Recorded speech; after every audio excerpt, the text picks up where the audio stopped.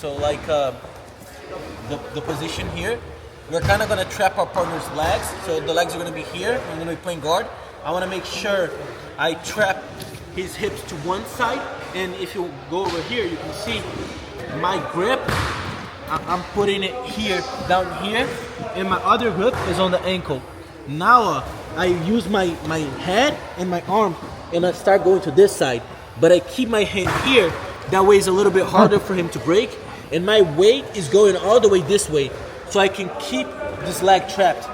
And now once I'm here, and I went around his legs, I come back with my knee under here. Now, if you go all the way over here, you're gonna see that my grip from here goes down here on the hip. I can go on the hip or I can go on the belt. Normally and naturally, ele vai começar a virar pra mim aqui. He's gonna start turning into me here, so I don't pass. And that's when I use the grip and I start bringing him up. And even though he wants to open this and like push me, que abrir e empurrar, I still go over here.